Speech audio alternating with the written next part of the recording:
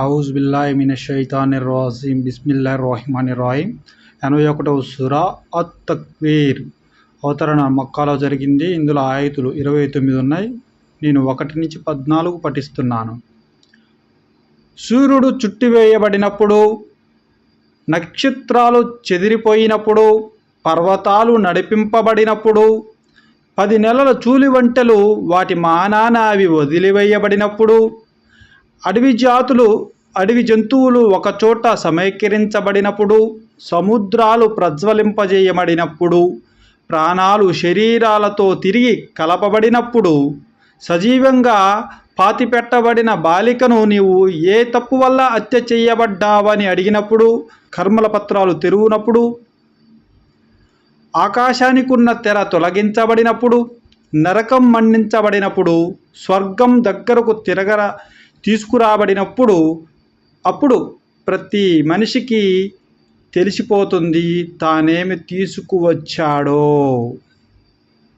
ఈసారి వివరణతోటి 81వ సూరా అత్-తక్వీర్ 1 నుంచి 14. సూర్యుడు చుట్టివేయబడినప్పుడు అనేదానికి వివరణ అంటే సూర్యుని నుండి వెలువడి ప్రపంచంలో వ్యాపించే కాంతితోనే సూర్యుడు చుట్టివేయబడతాడు అని, ఆ విధంగా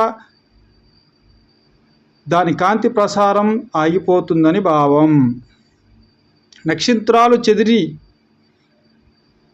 పోయినప్పుడు, పర్వతాలు నడిపింపబడినప్పుడు, 10 నెలల చూళి వంట వాటి మానాన అవి వదిలివేయబడినప్పుడు.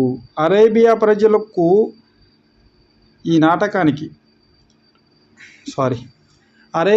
ప్రజలకు ఈనటానికి తయారుగా ఉన్న ఒంటె కంటే ఎక్కువైన ఆస్తి మరొకటి లేదు.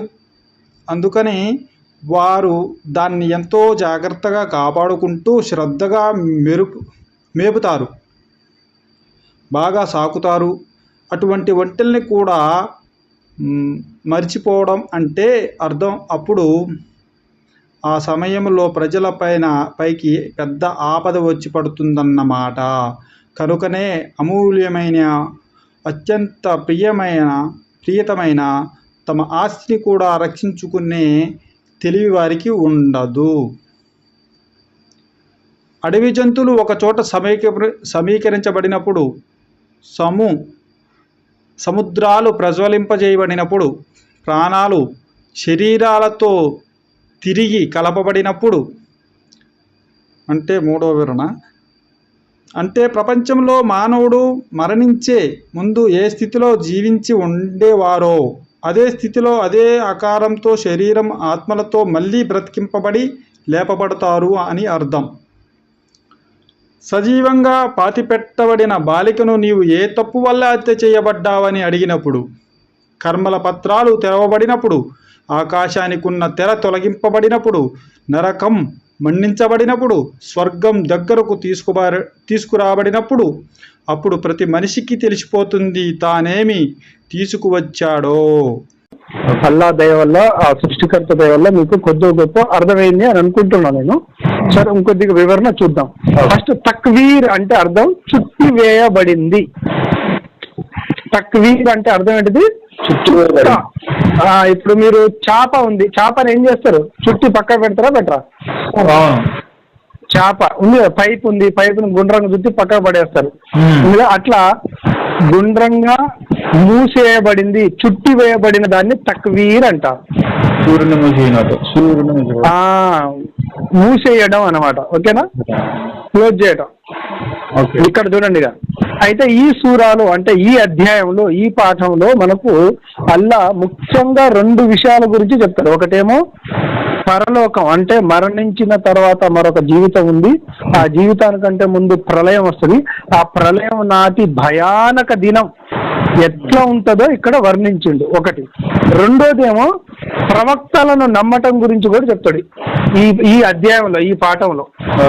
ఇప్పుడు మనకు ఫస్ట్ పారాగ్రాఫ్ లోనేమో మనకు ప్రళయం గురించి వచ్చింది కదా, ఇక 2వ పారాగ్రాఫ్ లో మనకు ప్రవక్తలు నమ్మాలి అనేది వస్తుంది. అది తర్వాత రేపు చూసుకున్నాం. ఇప్పుడు ఈనాటి అంశం ఏమిచ్చిందంటే పరలోకం గురించి వచ్చింది. ఆ పరలోకం కంటే ముందు నేను గత 2-3 పాఠాల నుంచి చెప్తున్నాను ప్రళయం అనేది వస్తుంది అని. ఆ ప్రళయం వచ్చినప్పుడు ఎలా ఉంటది అంటే, మొదటగా సూర్యుడు చుట్టి వేయబడినప్పుడు, అంటే ఇప్పుడు మనం అందరం భూమి మీద ఉన్న ప్రతి మనిషికి తెలిసిన వస్తువు ఏంటిదంటే సూర్యుడు.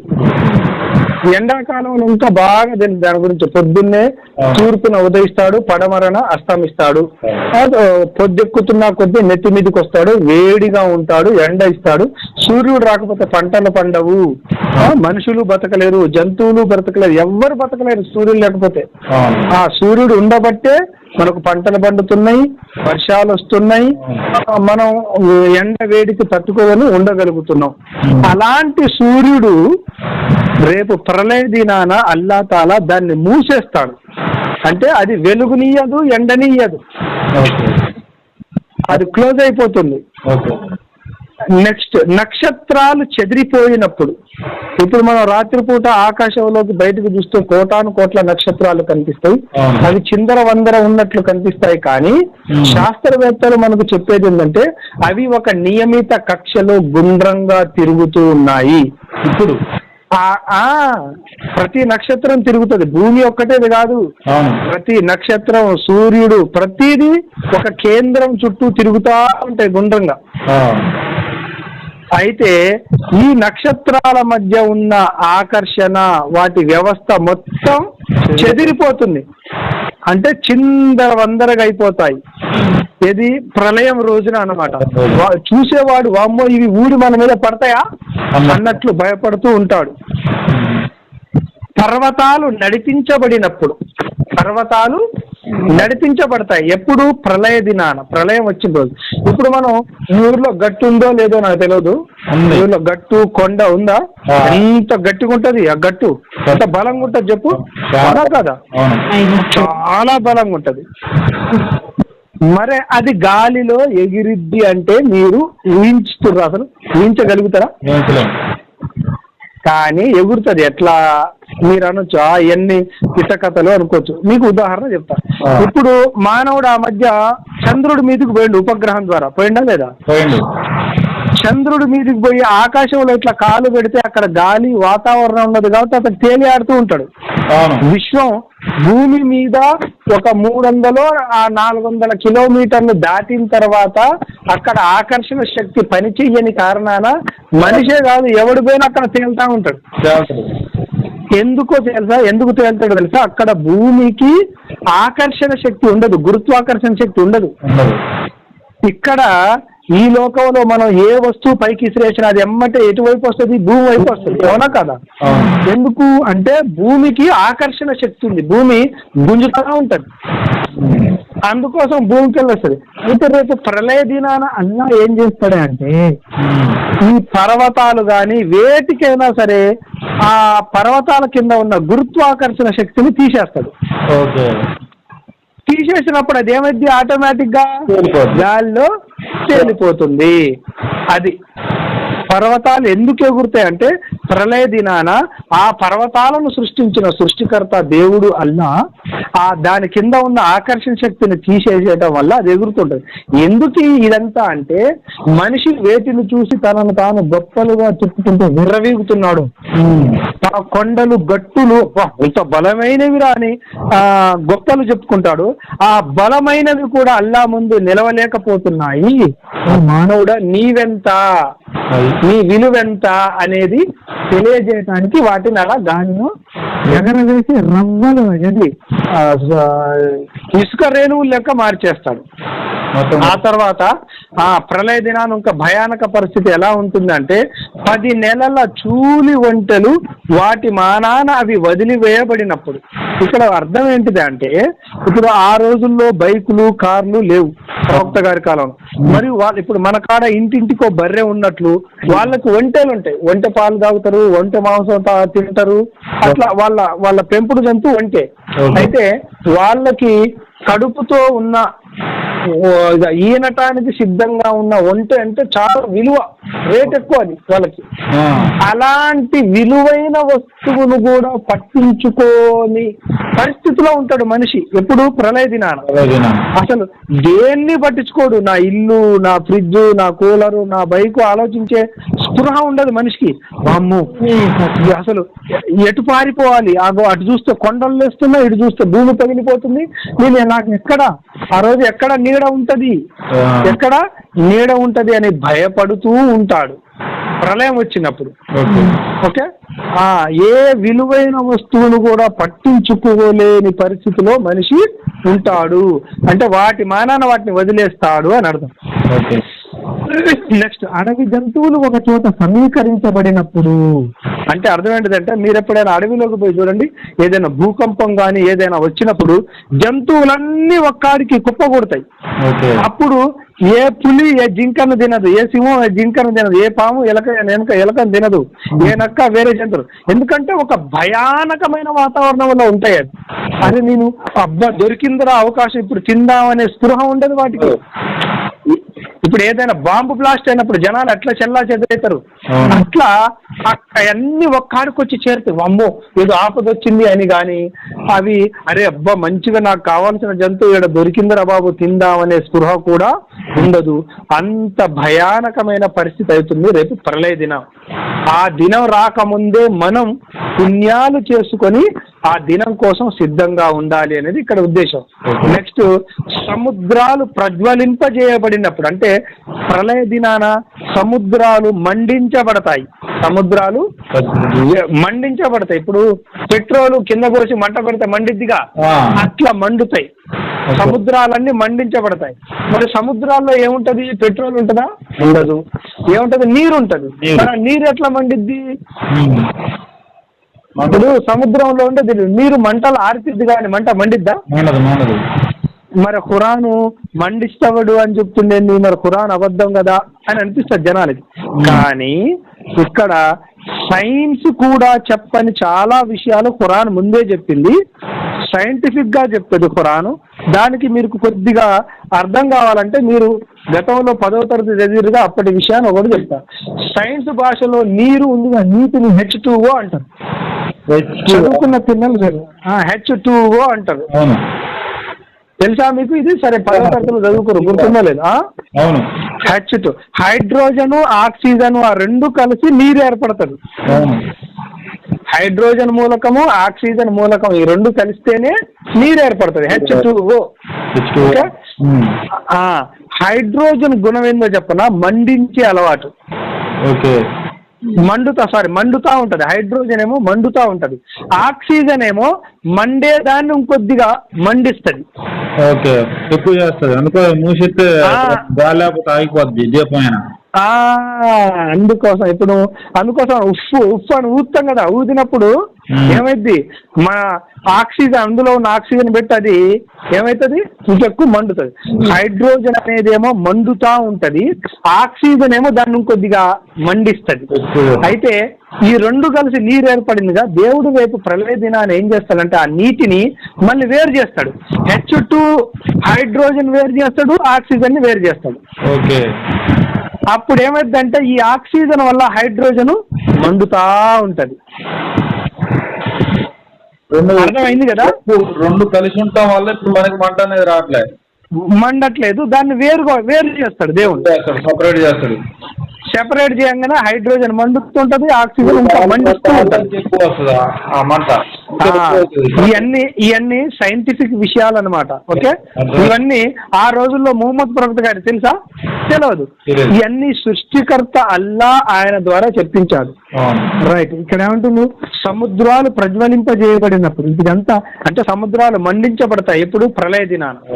ప్రాణాలు శరీరాలతో తిరిగి కలపబడినప్పుడు, ప్రాణాలు శరీరాలతో తిరిగి కలపబడినప్పుడు అంటే అర్థమైంది, మనిషి చనిపోయినప్పుడు తన ఆత్మ వేరే చోటుకు పోతుంది, శరీరం ఏమో భూమిలో కలిసిపోతుంది. అతడు కాల్చబడినా, నీళ్ళల్లో పడి చనిపోయినా, ఆ మట్టిలో పాతి పెట్టబడినా శరీరం ఆత్మ వేరైపోయి శరీరమేమో మట్టిలో కలిసిపోతుంది, ఆత్మ వేరేకి వెళ్ళిపోతుంది కదా. ప్రళయ దినాన అల్లా ఆజ్ఞేస్తాడు ఏమని? ఓ ఆత్మలారా వెళ్ళండి, వెళ్ళి మీ శరీరాలతో కలవండి అనగానే శరీరంలో మట్టిలో ఉన్న శరీరం ఎవడిది ఎక్కడ ఉన్నా తిరిగి లేచి వచ్చేస్తుంది.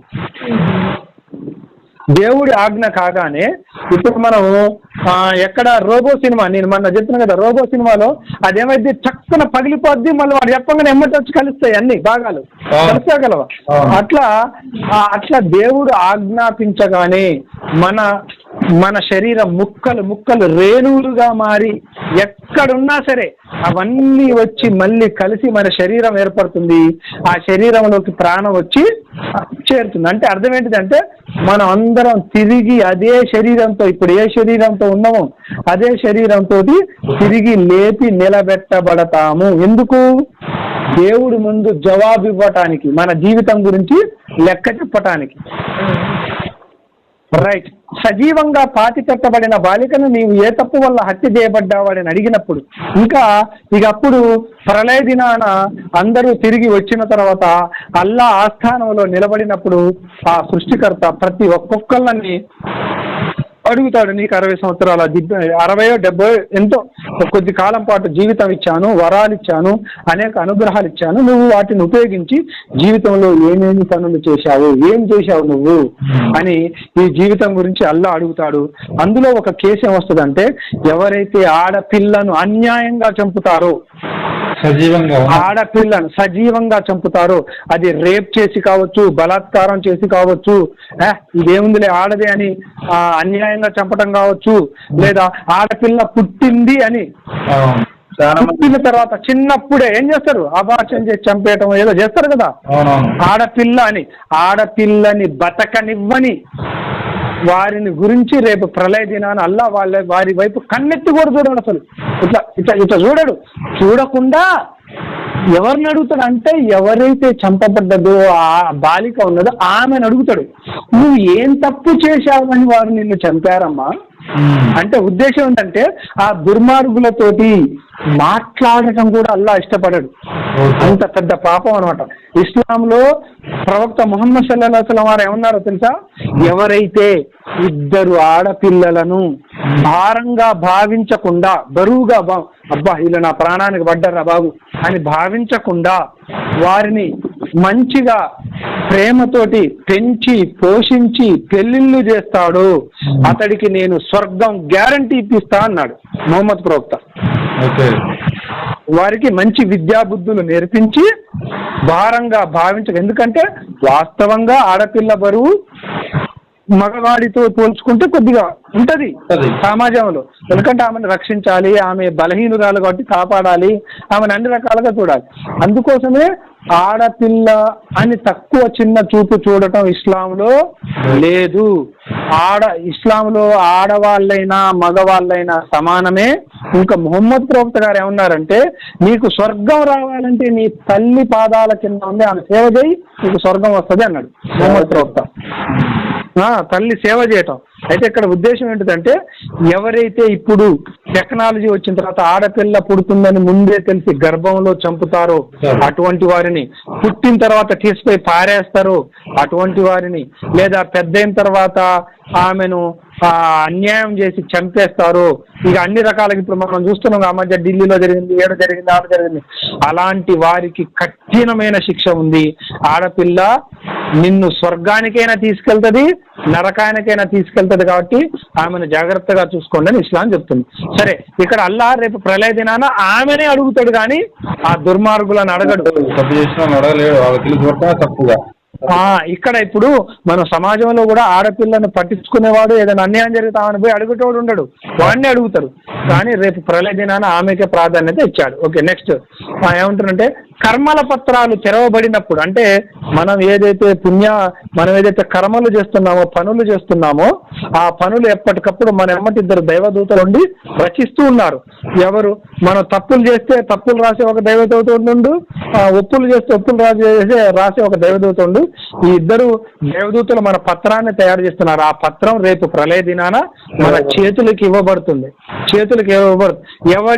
ఎవడి కర్మల పత్రం, ఎవడి పుస్తకం వాడి చేతికి ఇస్తారు. చూసుకొని నీ జీవితం మొత్తం చూసుకొని ఆకాశానికి ఉన్న తెరవ తొలగించబడినప్పుడు, అంటే మనకు ఇంకా ఆకాశంలో విశ్వంలో ఏముందో అర్థం కావట్లేగా, రేపు ప్రళయ దినాన మొత్తం క్లియర్ గా కనిపిస్తుంది.